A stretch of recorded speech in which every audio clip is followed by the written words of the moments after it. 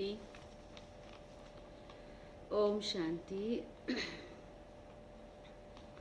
योग के मार्ग पर शिव बाबा हमको बुलाता है।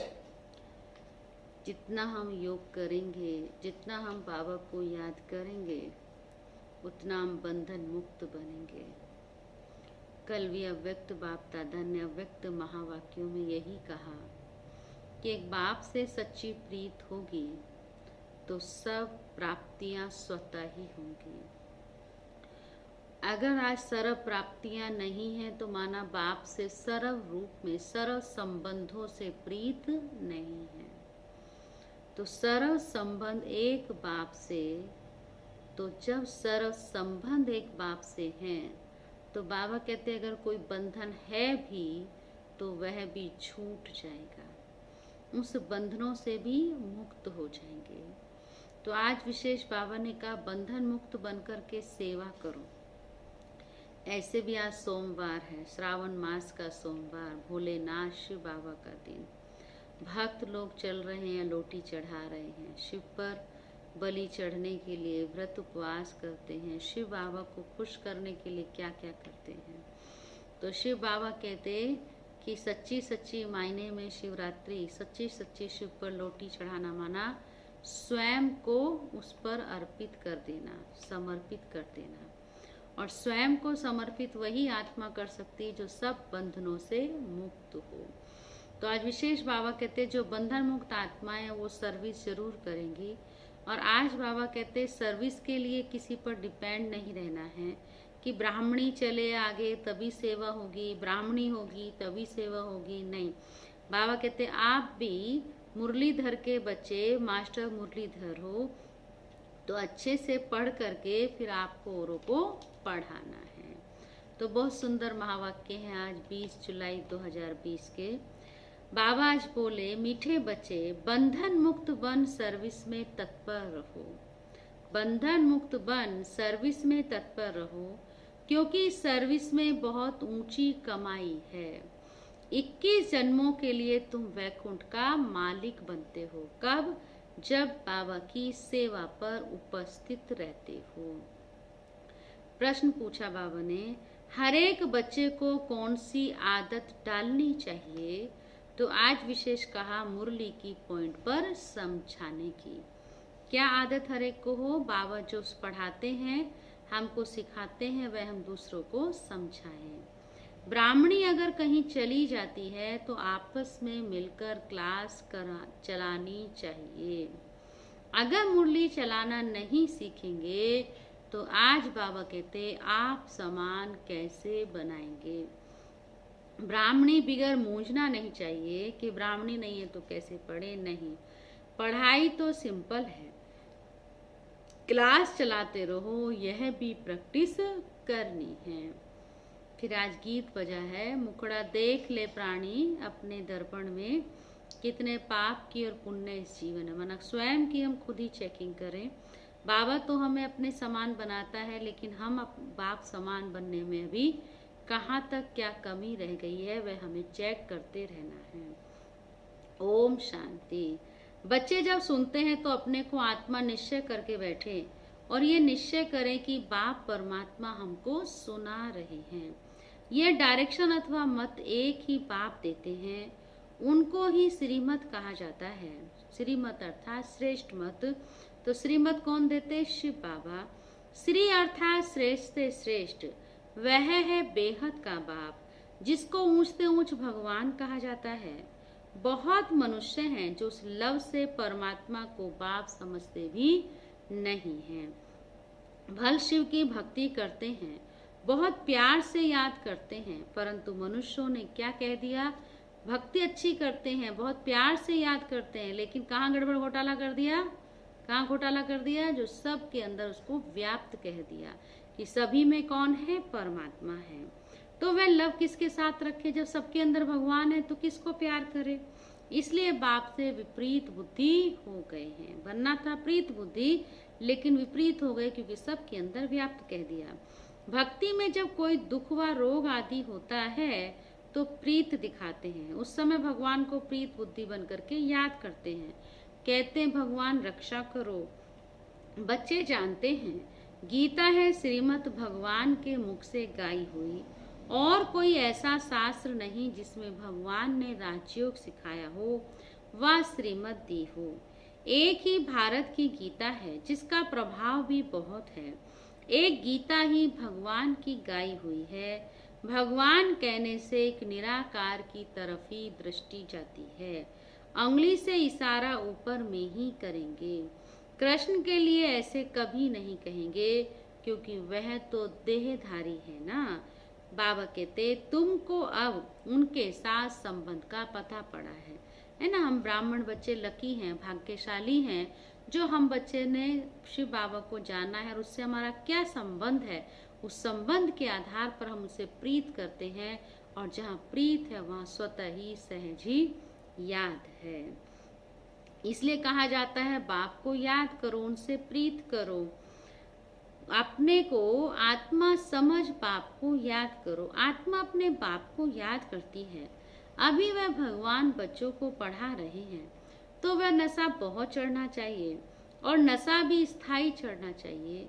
ऐसे नहीं ब्राह्मणी सामने है तो नशा चढ़े, ब्राह्मणी नहीं है तो नशा उड़ जाए, ऐसा भी नहीं। बस ब्राह्मणी बगैर हम क्लास नहीं कर सकते हैं।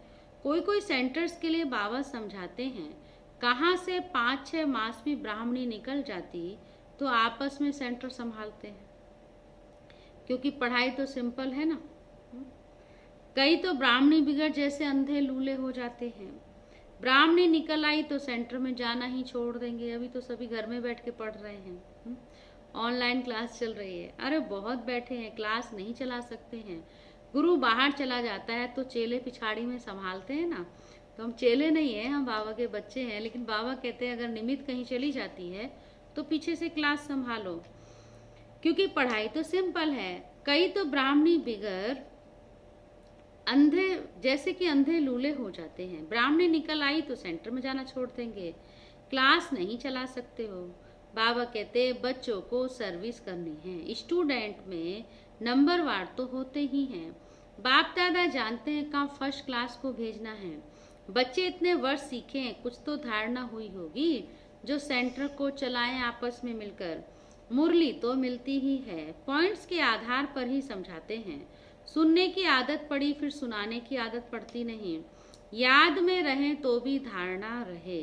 सेंटर पर ऐसे तो कोई होने चाहिए जो कहे अच्छा ब्राह्मणी जाती है तो हम सेंटर को संभालते हैं। बाबा ने ब्राह्मणी को कहाँ अच्छे सेंटर पर भेजा है सर्विस के लिए। ब्राह्मणी बिगर मूंझ नहीं जाना चाहिए।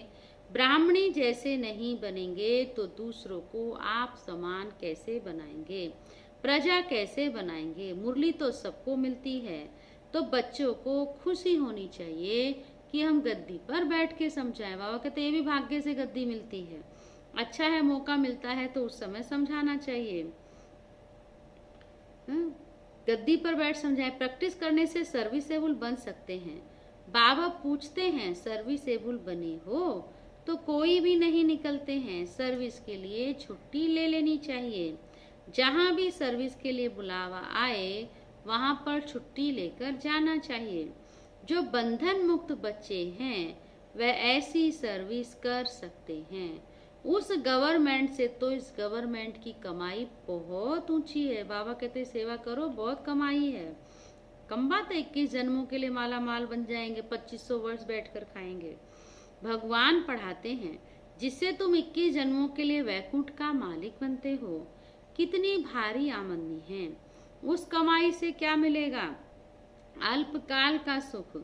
यहाँ तो विश्व का मालिक बनते हो। जिनको पक्का निश्चय है वह तो कहेंगे हम इसी सेवा में लग जाएं, परंतु पूरा नशा चाहिए। देखना है हम किसको समझा सकते हैं। है तो बहुत सहज। कलयुग अंत में इतने करोड़ मनुष्य हैं, सतयुग में जरूर थोड़े होंगे। उसकी स्थापना के लिए जरूर बाप संगम पर ही आएंगे। पुरानी दुनिया का विनाश होना है। महाभारत लड़ाई भी मशहूर है। ये लगती ही तब है जबकि भगवान आकर सतयुग के लिए राजयोग सिखलाए राजाओं का राजा बनाते हैं, कर्मातीत अवस्था को प्राप्त कराते हैं।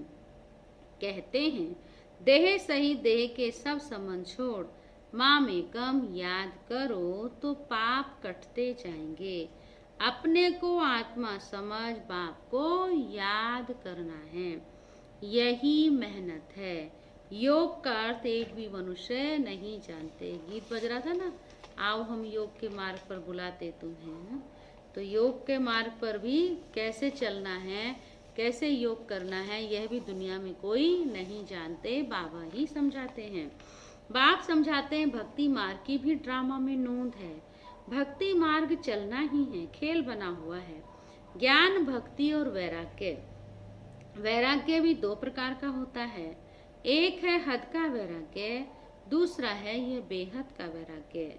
बाबा कहते अभी तुम बच्चे सारी पुरानी दुनिया को भूलने का पुरुषार्थ करते हो, क्योंकि तुम बच्चे जानते हो कि हम अब शिवालय पावन दुनिया में जा रहे हैं। तुम सब ब्रह्मा कुमार कुमारियां भाई बहन हो। विकारी दृष्टि जा नहीं सकती। आजकल तो सबकी दृष्टि क्रिमिनल हो गई है, तमो प्रधान है ना।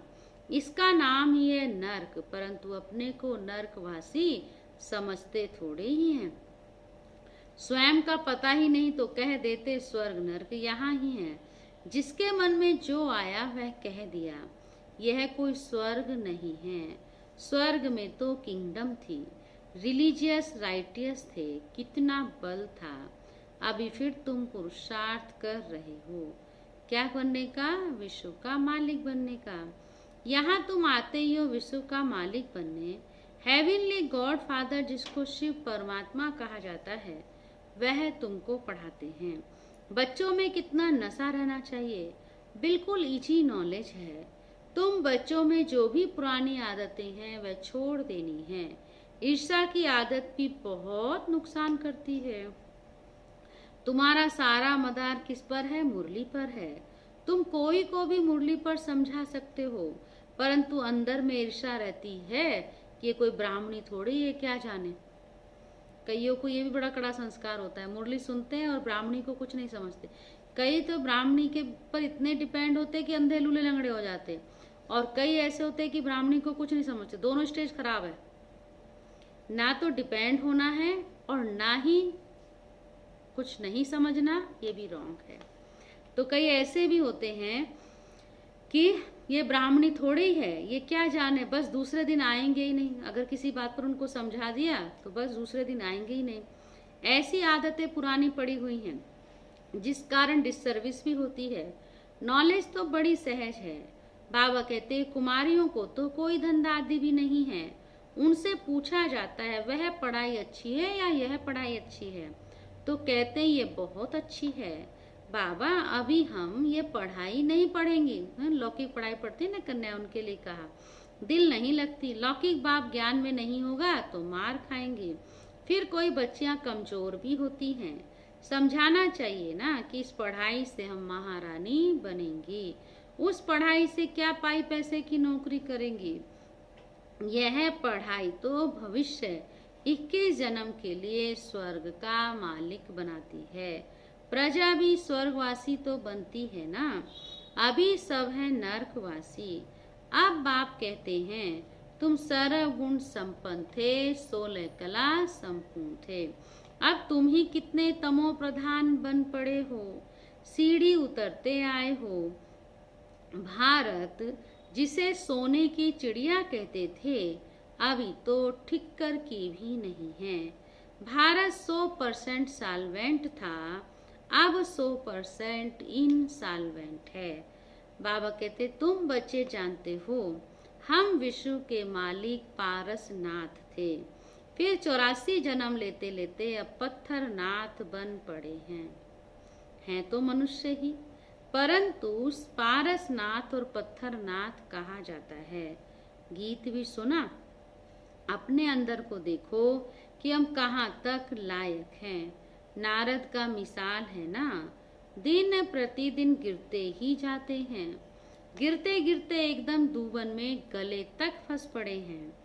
अब तुम ब्राह्मण सभी को चोटी से पकड़कर दूबन से निकालते हो बाहर, और कोई पकड़ने की जगह तो है ही नहीं। तो चोटी से पकड़ना सहज है।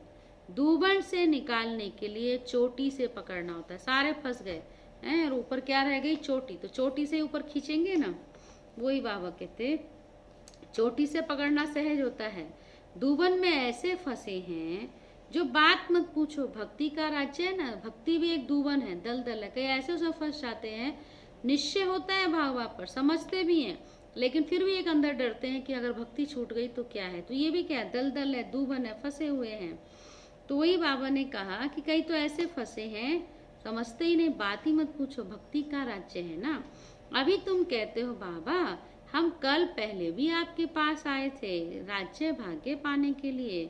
लक्ष्मी नारायण के मंदिर भल बनाते रहते हैं, परंतु उनको ये पता नहीं है कि ये विश्व के मालिक कैसे बने। अभी तुम कितने समझदार बने हो। तुम बच्चे जानते हो इन्होंने राज्य भाग्य कैसे पाया, फिर 84 जन्म कैसे लिए। बिरला कितने मंदिर बनाते हैं, जैसे गुड़िया को जाना, गुड़ियों की पूजा की और फिर उसको खत्म किया। गुड़िया बनाते हैं ना, वे छोटी छोटी गुड़िया, और ये है फिर बड़ी गुड़िया बनाते हैं। चित्र बनाकर पूछते हैं उनका ऑक्यूपेशन, तो जानते नहीं, कितना सजाते हैं, बनाते हैं, फिर डुबो देते हैं। तो बाबा कहते अभी तुम बच्चे जानते हो कि बाप ने हमको कितना साहूकार बनाया था, अब हम कितने कंगाल बन पड़े हैं। जो पूज्य थे सो पुजारी बन पड़े हैं। भक्त लोग भगवान के लिए कह देते आपे ही पूज्य और आपे ही पुजारी, आप ही सुख देते हो और आप ही दुख देते हो। ये गड़बड़ कर दिया ना, दोनों चीज बोल दिया। सब कुछ आप ही करते हो, बस इसमें मस्त हो जाते हैं। पूज्य भी वही, पुजारी वही, दुख भी वही देता है, सुख भी वही देता है। बाबा ने हमको समझाया क्या कि वह एवर पूज्य है और सदा पूज्य रहता है।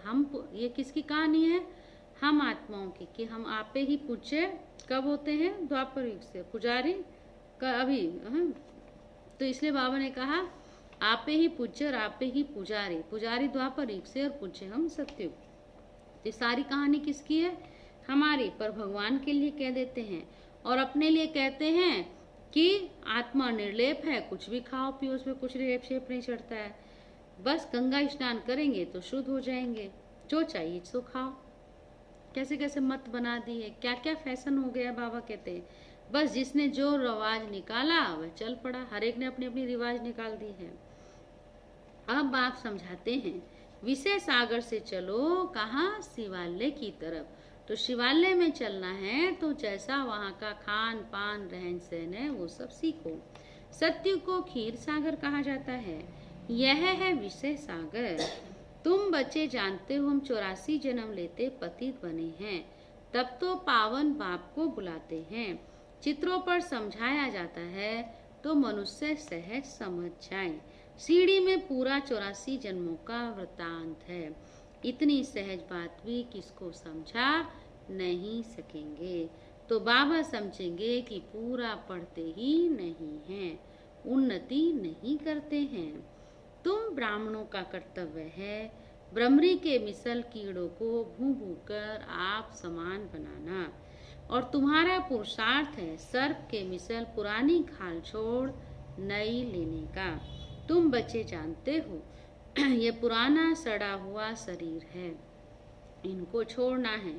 ये दुनिया भी पुरानी है, शरीर भी पुराना है, ये छोड़कर अब नई दुनिया में जाना है। तुम्हारी ये पढ़ाई है ही कहाँ के लिए, नई दुनिया स्वर्ग के लिए। तो बाबा कहते पुरानी दुनिया खलास हो जानी है, सागर की एक ही लहर से सारा डामाडोल हो जाएगा, विनाश तो होना ही है। नेचुरल कैलेमिटीज किसको भी छोड़ती नहीं है, छोड़ती है। नेचुरल कैलेमिटीज हो या अभी ये कोरोना वायरस आया है, पता ही नहीं चल रहा है कहाँ कब किसको घुस जाता है। अच्छा, मीठे मीठे सीखी लदे बच्चों प्रति माता पिता बाप दादा का याद प्यार और गुड मॉर्निंग।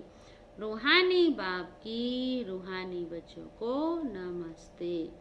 हम रूहानी बच्चों की रूहानी बाप दादा को भी गुड मॉर्निंग, नमस्ते नमस्ते। बहुत सुंदर। धारणा के लिए मुख्य सार बाबा ने अंडरलाइन कराया। याद है सारी मुरली? मुख्य बात बाबा ने कहा, अंदर जो ईर्ष्या आदि की पुरानी आदतें हैं उसे छोड़ आपस में बहुत प्यार से मिलकर रहना है, तभी तो स्वर्ग आएगा ना।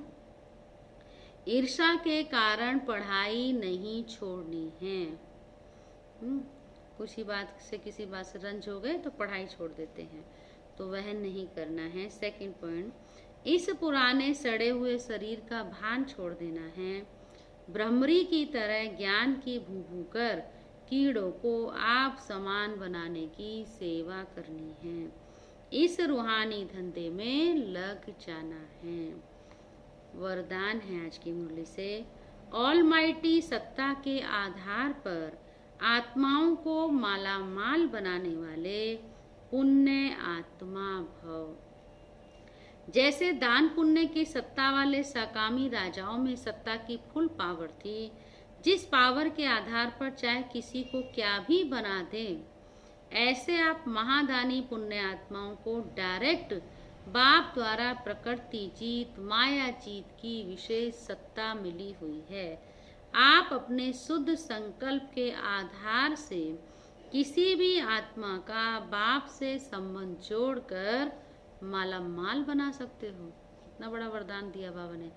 आप किसी भी आत्मा का संबंध जोड़कर उसको मालामाल बना सकते हो। खुद तो मालामाल हो, आप उसको भी बना सकते हो। सिर्फ इस सत्ता को यथार्थ रीति यूज करो। कौन सी सत्ता? ऑलमाइटी अथॉरिटी की सत्ता। स्लोगन है दान पुण्य के संस्कार। स्लोगन, जैसे जब आप संपूर्णता की बधाइयाँ मनाएंगे, जब आप संपूर्णता की बधाइयाँ मनाएंगे, तब समय, प्रकृति और माया विदाई लेगी। मनमोहनी दीदी जी का जुलाई मास चल रहा है। हम दीदी जी की विशेषताएं सुन रहे हैं, तो आज रोज 4-4 हम सुनते हैं। आज का है 9वां। दीदी की विशेषता, शिक्षा देने की अलौकिक विधि। दीदी कभी सुनी सुनाई एक तरफ की बातों के आधार पर निर्णय नहीं लेती थी।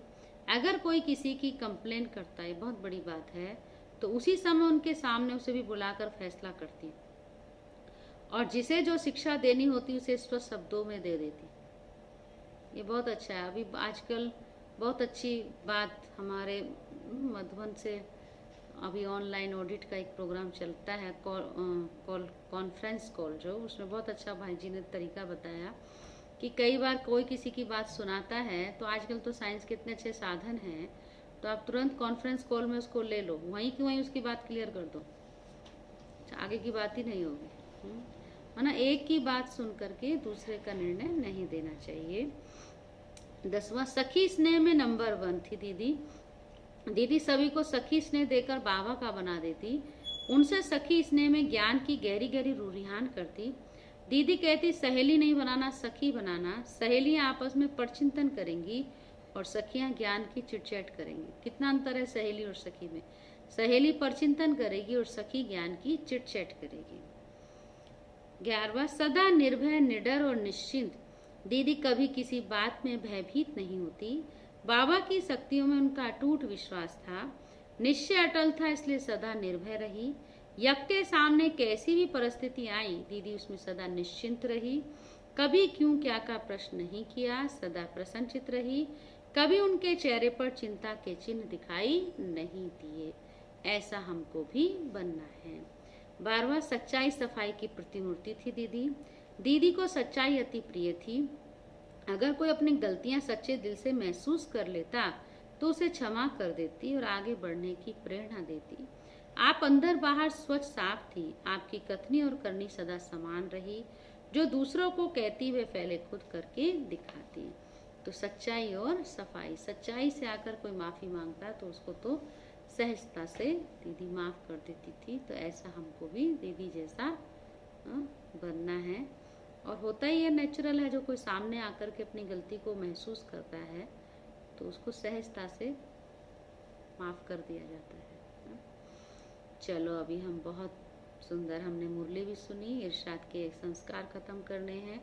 मुरली अच्छे से पॉइंट पर मनन चिंतन करके दूसरों को सुनाना है। और बंधन मुक्त बनना है। अब हम बाबा से प्रीत करेंगे, याद करेंगे बाबा को प्यार से। ओम शांति।